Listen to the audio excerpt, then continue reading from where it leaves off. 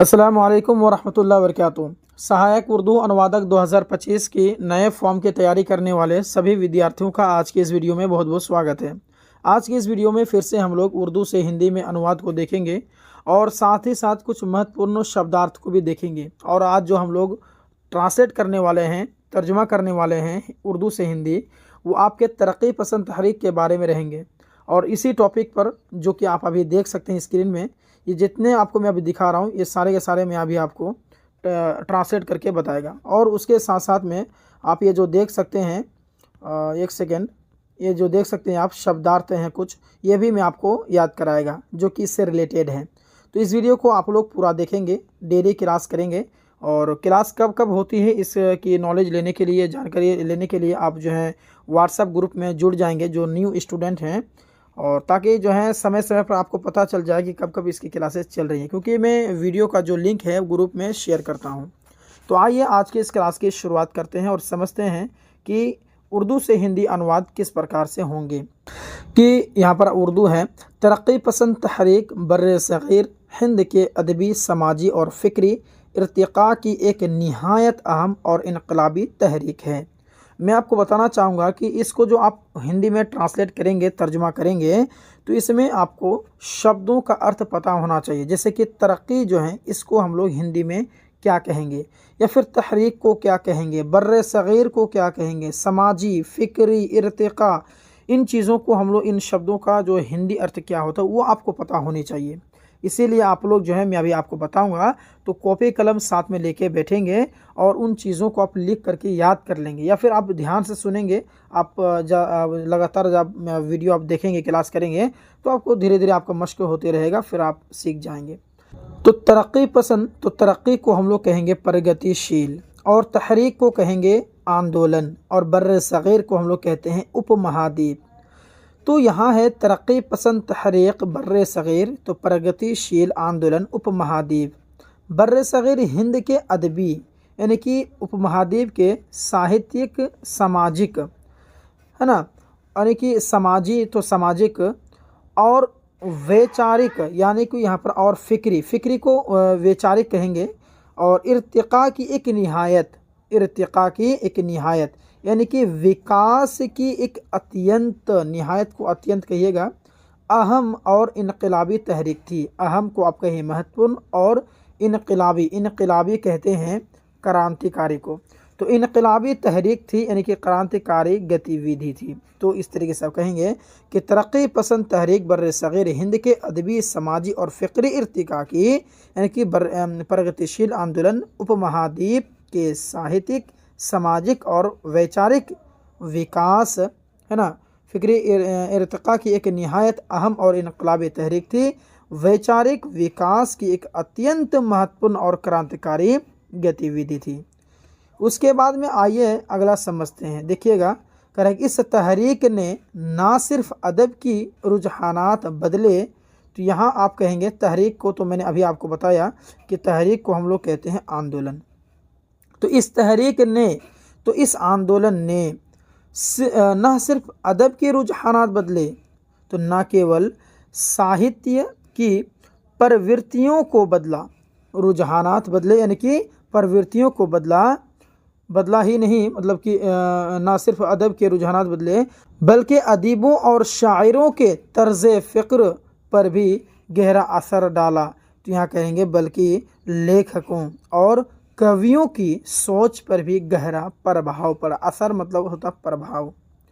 उसके बाद में आइए अगला समझते हैं। यहाँ देखिएगा कि यह तहरीक बाज़ाब्ता तौर पर सन 1936 में लखनऊ में मुनअक़िद होने वाली पहली तरक्की पसंद अदबी कॉन्फ्रेंस के नतीजे में सामने आई। तो यह तहरीक बाज़ाब्ता तौर पर, तो यहाँ कहेंगे यह आंदोलन औपचारिक रूप से, बाज़ाब्ता तौर पर को कहेंगे औपचारिक रूप से, सन 1936, तो यहाँ हो जाएगा सन 1936 में लखनऊ में मुनअक़िद होने वाली, तो लखनऊ में आयोजित होने वाली, मुनअक़िद को आयोजित कहते हैं, आयोजित होने वाली पहली तरक्की पसंद, तो पहली प्रगतिशील साहित्यिक कॉन्फ्रेंस के नतीजे में सामने आई। तो सम्मेलन, कॉन्फ्रेंस को हम लोग कहते हैं सम्मेलन, के नतीजे में सामने आई तो परिणाम स्वरूप उभरा। नतीजे में सामने आई इसका मतलब हुआ कि परिणाम स्वरूप उभरा, मगर इसके फिक्री बीज इससे पहले रूसी इनकलाब, लेकिन इसके वैचारिक बीज इससे पहले रूसी क्रांति, यानी कि इनकलाब को क्रांति कहिए, यूरोपीय सोशलिस्ट तहरीकों, तो यूरोपीय समाजवादी, सोशलिस्ट को समाजवादी कहिए, और तहरीकों यानी कि आंदोलनों और हिंदुस्तान में बढ़ती हुई सियासी, तो यहाँ हो जाएगा और भारत में बढ़ती राजनीतिक, सियासी को राजनीति कहिए, बेदारी से पढ़ चुके थे, यानी कि बेदारी से यानी कि जागरूकता से पढ़ चुके थे। तो बेदारी को आप जागरूकता कहेंगे, इस हिसाब से हम इसको ट्रांसलेट करेंगे। प्रैक्टिस करते रहिए, धीरे धीरे आप भी सीख जाइएगा, कोई मुश्किल चीज़ नहीं है ये। तरक्की पसंद तहरीक का बुनियादी, तो तरक्की पसंद, तरक्की को प्रगतिशील कहते हैं, तहरीक को आंदोलन कहते हैं, बुनियादी मतलब मुख्य। बुनियादी मकसद अदब को ज़िंदगी की जद्दोजहद, उद्देश्य, मकसद मतलब उद्देश्य, मकसद अदब को ज़िंदगी की जद्दोजहद यानी कि साहित्य को जीवन की संघर्ष गाथा, है ना, ज़िंदगी की जद्दोजहद यानी कि संघर्ष गाथा, जद्दोजहद को संघर्ष गाथा कहिए। जुल्म के खिलाफ आवाज़ यानी कि अन्याय के विरुद्ध, खिलाफ माने विरुद्ध, अन्याय, जुल्म को अन्याय कहते हैं, विरुद्ध आवाज़, आवाज़ को आवाज़ ही कहेंगे। और आम इंसान की तकलीफ़ों और आम मनुष्यों की परेशानियों और उम्मीदों का तर्जुमान बनाना था, यानी कि और आशाओं का, माने उम्मीद को आशा कहते हैं ना, और तर्जुमान बनाना था यानी कि प्रतिनिधि बनाना था। अब आइए अगला समझते हैं। देखिए, इस तहरीक ने वाज़ेह तौर पर ऐलान किया कि अदब का असल काम समाज की तामीर, इतना पहले देख लेते हैं। देखिए, इस आंदोलन ने स्पष्ट रूप से घोषणा की, घोषणा मतलब समझते ना, ऐलान करना, यहाँ देख सकते हैं ऐलान, ऐलान का मतलब होता है घोषणा करना, और वाज़ेह मतलब स्पष्ट, कि अदब का असल काम समाज की तामीर यानी कि ये साहित्य का वास्तविक कार्य, असल काम मतलब वास्तविक कार्य, समाज के निर्माण, तामीर यानी कि निर्माण, तामीर नाइंसाफ़ी मतलब समझते हैं ना, नाइंसाफ़ी के यानी कि अन्याय के खिलाफ जद्दोजहद यानी कि संघर्ष, और इंसानों के दरमियान बराबरी, तो यहाँ हो जाएगी इंसान को मनुष्य कहिए, मनुष्य इंसानों के दरमियान बराबरी यानी कि मनुष्य के बीच समानता, उख़्वत और इंसाफ के उसूलों का फ़रोग़ है। उख़्वत और इंसाफ यानी कि यहाँ भाईचारे, उख़्वत मतलब भाईचारा, और इंसाफ को न्याय कहिए, कि उसूलों का फ़रोग़ है यानी कि सिद्धांतों को बढ़ावा देना है। अब आइए अगला समझते हैं। देखिए, तरक्की पसंद अदीबों का मानना था कि वह अदब, तो प्रगतिशील लेखकों का मानना था, अदीबों का मानना था यानी कि लेखकों का मानना था कि वह साहित्य, यानी कि माना था कि वह अदब यानी कि साहित्य जो आम इंसान की ज़िंदगी से, तो जो आम मानव के जीवन से, ज़िंदगी के मतलब जीवन से कटा हुआ हो, यानी कि कट कर, है ना, मुआशरती हकीकतों से दूर हो, यानी कि सामाजिक, ये मुआशरत मतलब सामाजिक वास्तविकताओं, हकीकतों यानी वास्तविकताओं से क्या हो, दूर हो, और केवल सौंदर्य परक आनंद तक, तो यहाँ हो जाएगा, और सिर्फ जमालियाती लज्जत तक महदूद रहे, यानी कि सीमित रहे, महदूद रहे। वह अदबी नहीं बल्कि महज तफरीह है, यानी कि अदबी नहीं यानी कि साहित्य नहीं बल्कि केवल मनोरंजन है, तफरीह मतलब मनोरंजन। अब आइए अगला समझते हैं। देखिए, इस तहरीक ने अदब को जागीरदाराना,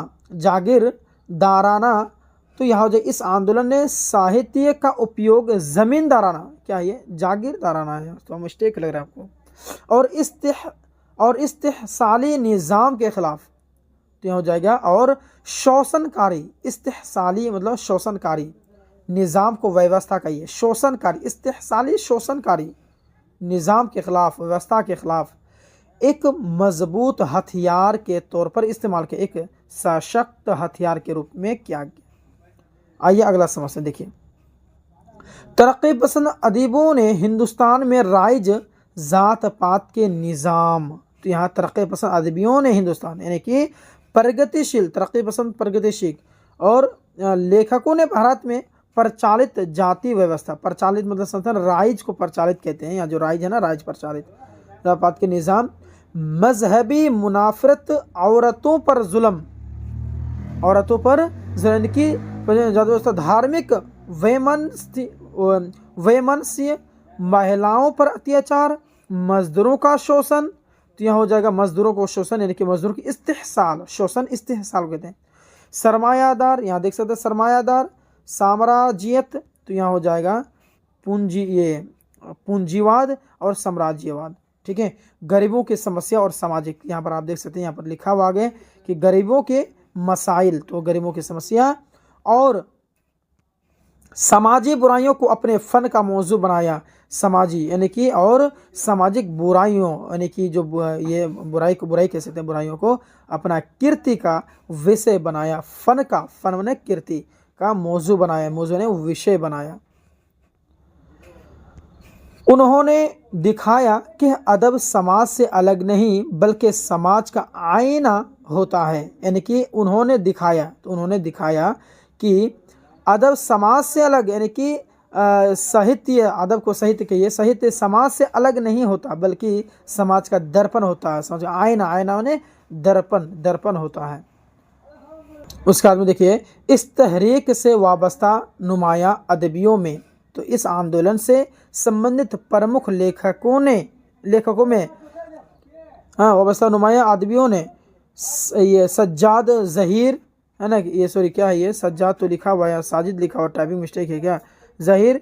उसके बाद में है कि फैज़ अहमद फैज़, अली सरदार और जाफरी यहाँ पर है, नाम है सब, कृष्णचंद्र, राजेंद्र सिंह बेदी, मिजाज लखनवी, असमत चुगताई, तो यहाँ पर है असमत चुगताई, मंटू जैसे अजीम, तो महान नाम, इसमें ये मंटू जैसे महान नाम, अजीम नाम शामिल, अजीम ने महान, जिन्होंने अपने फ़न के ज़रिए हिंदुस्तानी अदब में नई इनकलाबी रूह फूंकी, तो यहाँ पर कहेंगे जिन्होंने अपनी कला, ठीक है, के ज़रिए भारतीय साहित्य में एक नई क्रांति भावना प्रवाहित की, भावना, ठीक है, प्रभावित की।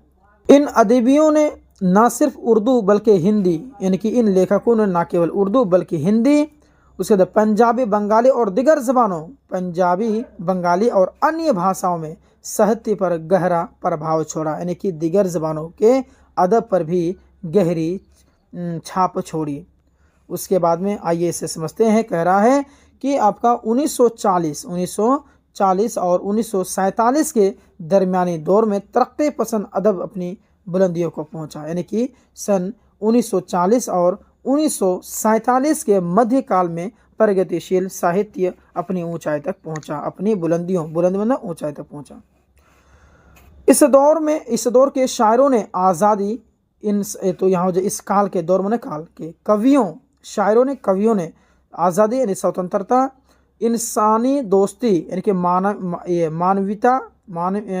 मानवीयता, क्रांति, अत्याचार यानी कि इनकलाब, जुल्म व जबर यानी कि अत्याचार और दमन के खात्मे के उन्मूलन और नई दुनिया की उम्मीद को अपना मौजू बनाया और एक नई दुनिया की आशा को अपना विषय बनाया। तरक्की पसंद तहरीक ने अदब को आवाम तक पहुंचाया, यानी कि प्रगतिशील आंदोलन ने साहित्य को जनता तक पहुंचाया, आवाम तक, आवाम ने जनता।